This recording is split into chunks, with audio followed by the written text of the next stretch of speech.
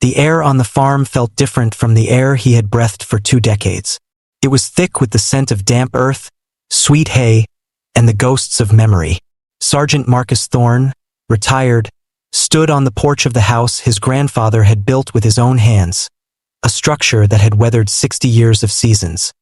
He had come home from his final deployment not to fanfare, but to silence. A silence he craved.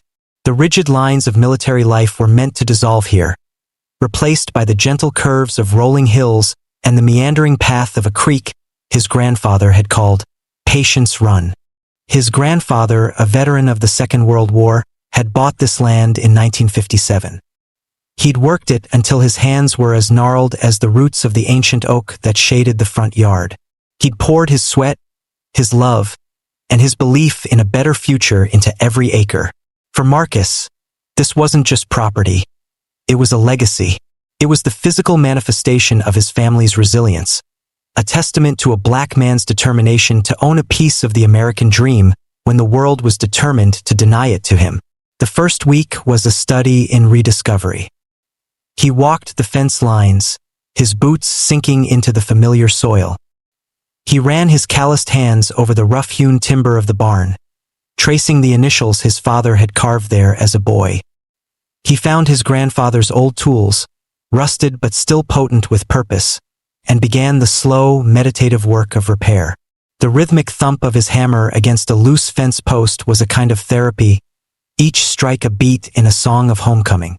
He'd noticed the new house on the adjacent lot, a sterile white McMansion that stood in stark contrast to the weathered, organic aesthetic of the surrounding farms.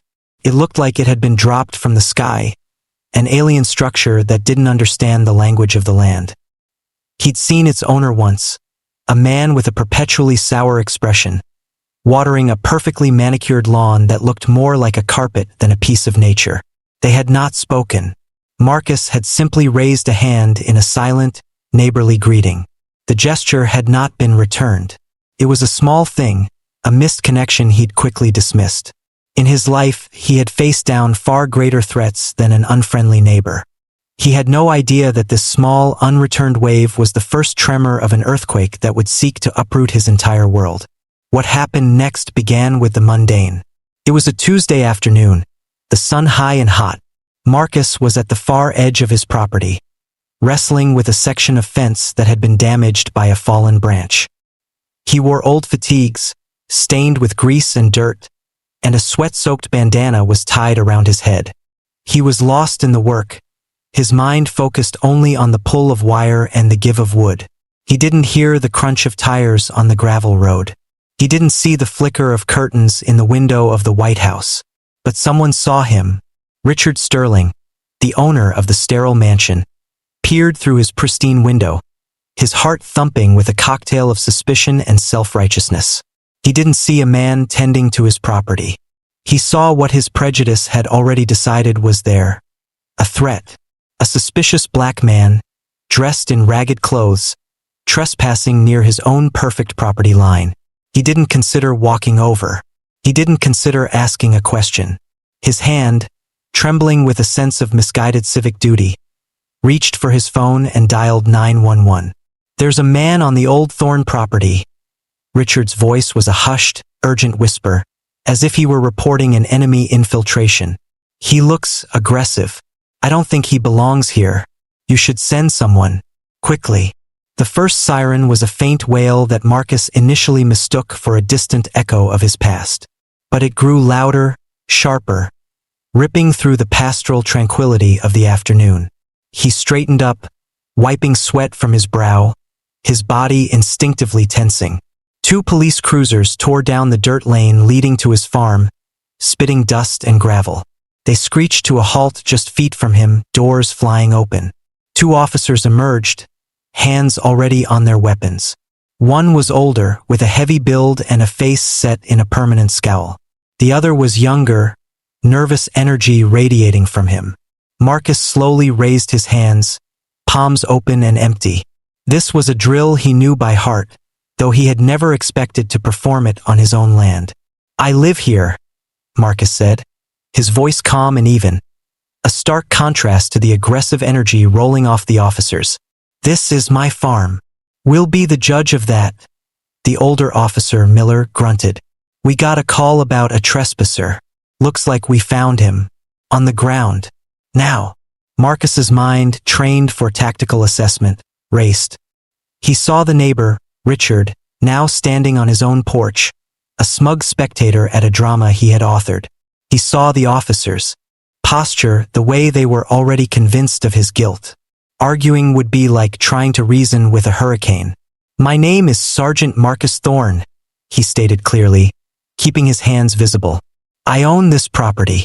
My identification and the deed are in my wallet, in my back pocket. My grandfather, William Thorne, bought this land in 1957. But his words were just noise to them. They didn't hear his name, his rank, or the history he offered as proof. They heard only defiance. I said, on the ground. Miller shouted, advancing. What happened next was a blur of motion and a sharp, grinding humiliation. Before he could comply, before he could process the sheer absurdity of it all, they were on him. Strong hands grabbed his shoulders, twisting his arms behind his back. The world tilted violently. His face was slammed into the very dirt his grandfather had nurtured, the soil that held his family's story. A knee pressed hard into his spine, stealing his breath. The metallic click of handcuffs echoed in the quiet afternoon. You see that? Miller barked, glancing towards Richard, who gave a slight, satisfied nod. That's how we handle troublemakers out here. Lying there, with the taste of earth and iron in his mouth, Marcus felt a cold, quiet rage begin to solidify in his chest. It was not a hot, explosive anger, but something dense and heavy, like forged steel. They ignored his repeated attempts to explain. They yanked him to his feet and shoved him towards the cruiser, refusing to even look at the wallet he begged them to check.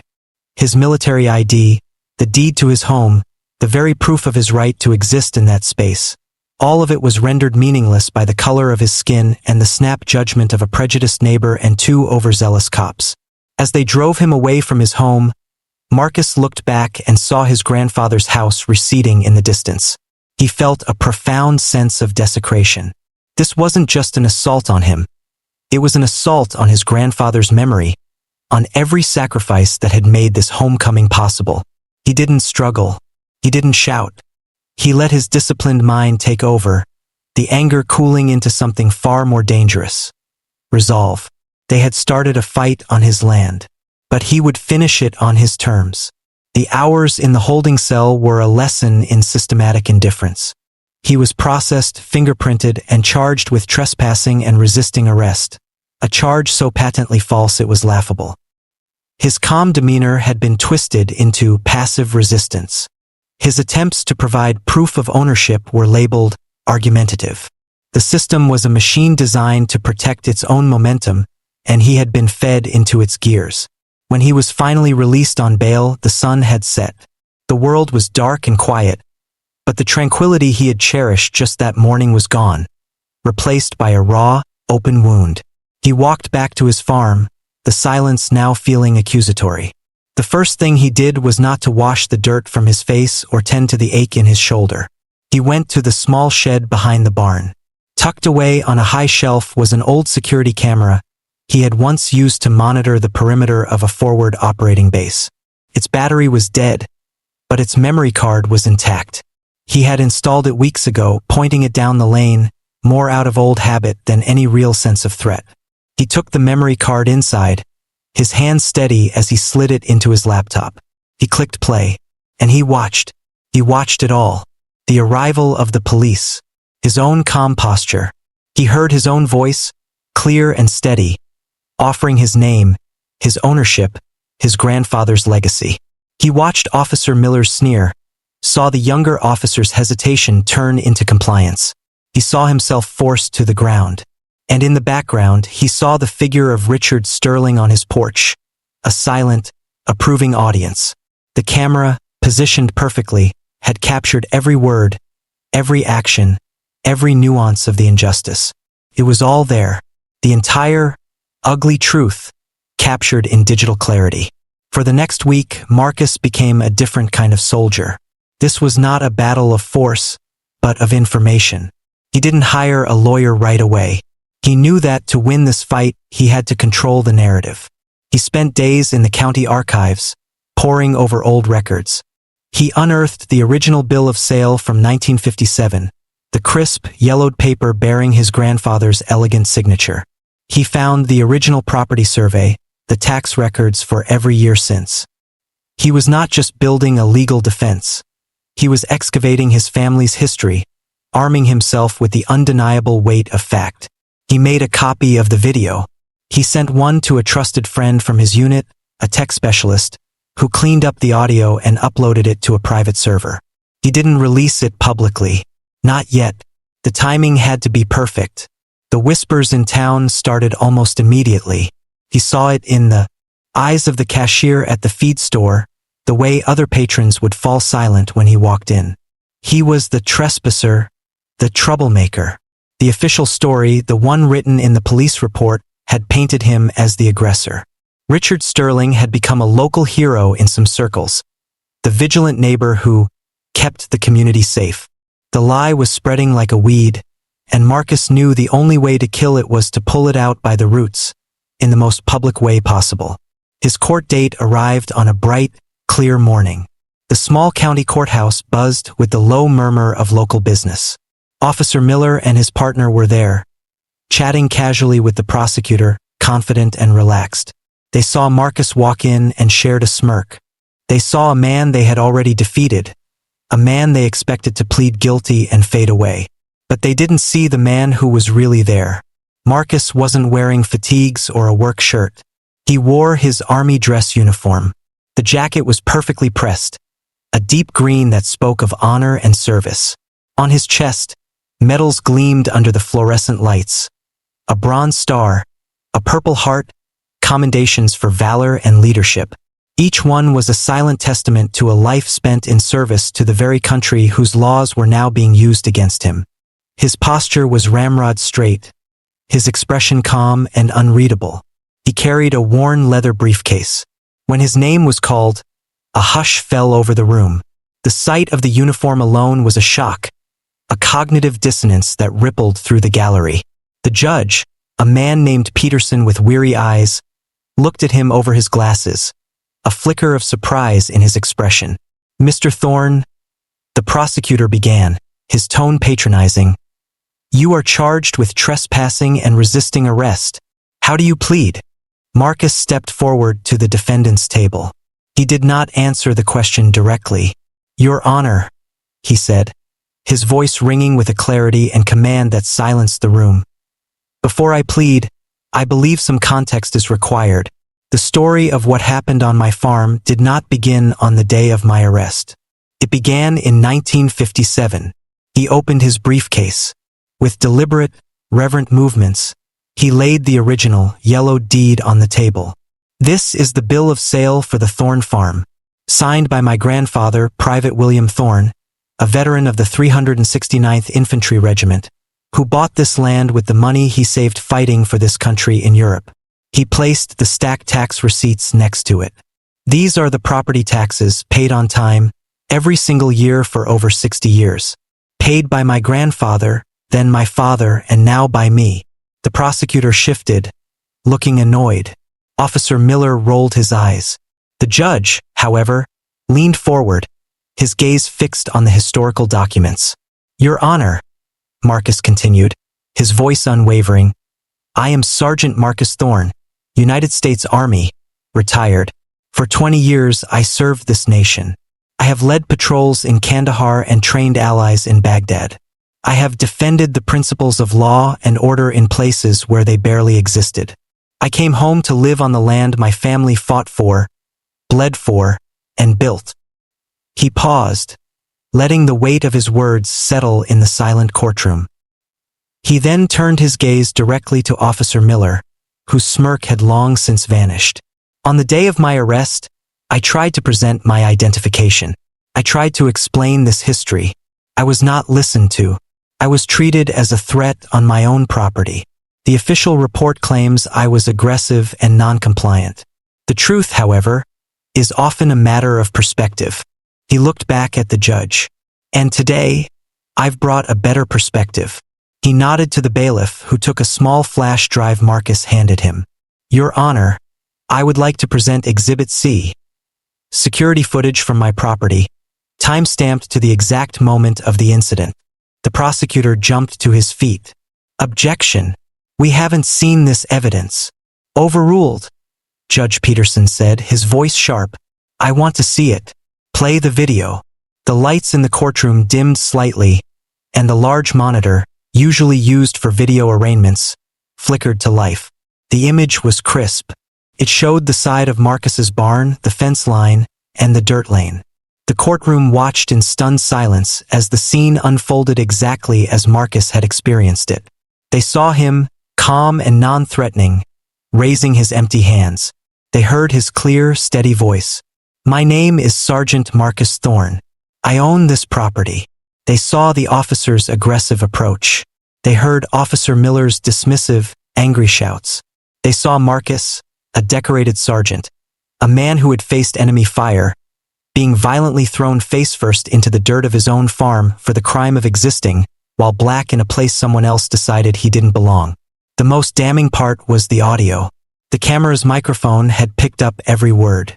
It captured Miller's sneering comment to Richard Sterling, the neighbor, who was clearly visible on his porch, observing the scene with a chilling sense of satisfaction. That's how we handle troublemakers out here. A collective gasp went through the gallery. The prosecutor's face went pale. Richard Sterling, sitting in the back row, looked like he wanted the floor to swallow him whole. Officer Miller stared at the screen, his face a mask of disbelief and dawning horror. The video showed not a resistant criminal, but a citizen being abused under the color of law. It didn't just contradict the police report. It obliterated it. It exposed the entire incident as a gross and prejudiced abuse of power. When the video ended and the screen went black, the silence in the courtroom was absolute. It was heavy, suffocating, and thick with shame. Judge Peterson slowly took off his glasses and rubbed his eyes. He put them back on and stared down from the bench, his gaze like a physical force. His weary expression had been replaced by a cold, controlled fury. Case dismissed, he said, his voice low and dangerous. He slammed his gavel down, the sound cracking through the silence like a gunshot. All charges against Sergeant Thorne are dropped with extreme prejudice. But he wasn't finished. His eyes found Officer Miller and his partner. You two will surrender your badges and service weapons to the bailiff. You are on administrative leave, effective immediately, pending a full investigation by the district attorney's office, which I am ordering right now. He then turned his gaze to the prosecutor. And you, how this case even made it to my courtroom without a single ounce of due diligence is a disgrace to your office. You will answer for that. Finally, his eyes landed on Richard Sterling, who was trying to shrink into invisibility. As for the citizen who made the initial 911 call, the judge said, his voice booming, I trust the sheriff's department will be investigating the legality of filing a false report with malicious and, it appears, racial intent. The fallout was immediate and catastrophic for the antagonists. Miller and his partner were escorted from the courthouse, their faces ashen, the swagger gone, replaced by the hollow look of men whose careers had just ended. Richard Sterling scurried out of a side door, but not before a local news reporter, who had been there covering a different case, cornered him with a camera. Marcus, however, stood tall. As he packed his grandfather's papers back into his briefcase, people approached him. Strangers. They reached out to shake his hand. An elderly woman with tears in her eyes whispered, Thank you. A fellow veteran in a VFW cap gave him a slow, solemn nod of respect. He had walked into the courthouse a suspect. He was walking out a symbol. The story did not end in the courthouse. The local news story, featuring the courtroom drama and a short, powerful clip from the security footage, was picked up by a national network. Within 48 hours, #Sergeant Thorne was trending online. The video of a decorated soldier being assaulted on his own land became a flashpoint in a national conversation about race and policing. The impact on the town was profound. The police department, facing a firestorm of public outrage, brought in outside consultants to completely overhaul their training protocols, focusing on de-escalation, community engagement, and implicit bias. The town council, under immense pressure, passed a new ordinance, unofficially dubbed the Thorn Law, which added significant civil penalties for making demonstrably false and prejudiced 911 calls. Richard Sterling sold his sterile White House at a loss 6 months later, unable to bear the shame and the cold stares of a community he had tried to police with his own prejudice. Marcus's farm was no longer just his sanctuary. It became something more. He started a small nonprofit from his kitchen table, a legal aid fund for veterans of color facing discrimination or injustice. He used the land not just to grow crops but to cultivate change. He hosted workshops, inviting young people from the city to learn about agriculture, history, and their own rights. The farm, once a place of quiet legacy, became a place of living, breathing action. He had come home seeking peace and had been handed a war. But it was a war he was uniquely equipped to fight, not with a weapon, but with wisdom, not with anger, but with unshakable integrity. He proved that the ground a person stands on is fortified not just by fences and deeds, but by the strength of their character. In the end, this story teaches us a fundamental truth. A uniform does not automatically grant honor, and a piece of paper does not automatically grant belonging. True authority comes from justice, and true ownership comes from a legacy of respect. Marcus Thorne reminded an entire town and a nation that you should never judge a person by the assumptions you hold. Judge them by their actions, by their history, and by the dignity with which they hold their ground. Because sometimes the quietest man in the room is the one with the power to change the world. His story is a call to all of us. Do not be a silent bystander to injustice. Speak up, stand firm, and, like Sergeant Thorne, be prepared to present the undeniable truth.